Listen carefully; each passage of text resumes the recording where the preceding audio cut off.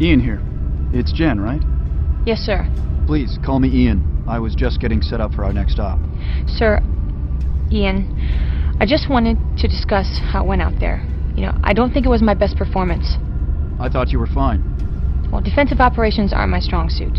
I'm more comfortable in the attack. I'm a very capable MechWarrior, and if you check my dossier, I think you'll find that my record reflects that. Anyway, it was an honor to fight with you, sir. I really believe in what we're doing. Thanks, Jen. Sorry, I've got another message coming in. Yes? The flight crew tells me that we're on track for a successful polar deorbit. Your uncle won't risk communications while in flight, but he'll contact us once we're both down. What are the plans for our first planet-side operation? Peter and I chose to hit the SpySat launch and control facility on the Elysium tundra. The satellite network provides Roland with worldwide reconnaissance. We should be able to evade detection for a while, but inevitably he'll pick us up. Once he does, he can track our every move.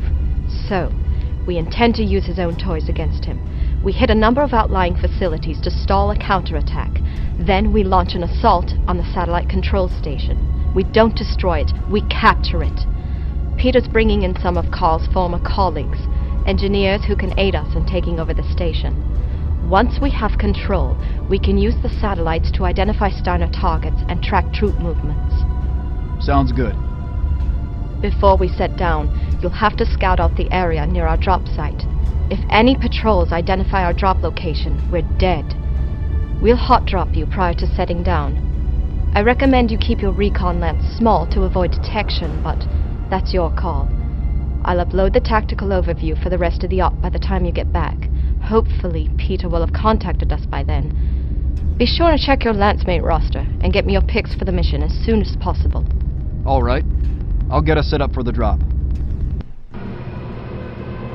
Our equipment seems to have handled the trip just fine, young Dressari. I just wish there was a bit more of it.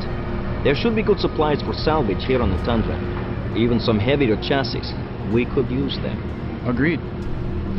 Heat management shouldn't be much of a problem in this environment, but it will be more of a factor than on the moon. Since the enemy will be more formidable here, you'll want to use surprise in your tactics. Perhaps some long-range weapons in your loadout specifications. Also, speed will be more of a factor, particularly in this terrain. Faster mechs can handle the steeper slopes more effectively.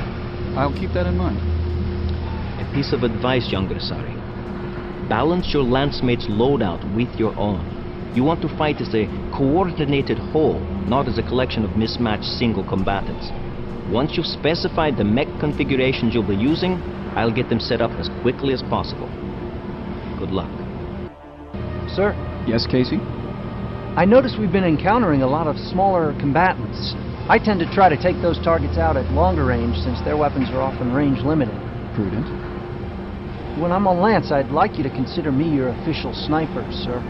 Okay, maybe not official, but I'd like to be outfitted for longer range engagements. It's a tactic I use a lot and heartily recommend. When possible, I'll try to arrange for you to be appropriately outfitted for that role. Thanks, sir. I'd also recommend that we all try to use it to our full advantage. I suspect we're going to be encountering a lot of smaller craft in this environment. Even against mechs, you can do a lot of damage with long-range sniping, particularly if you're not in a hurry. All right, Casey. I'll try to remember that, and encourage the rest of the team to use it when appropriate.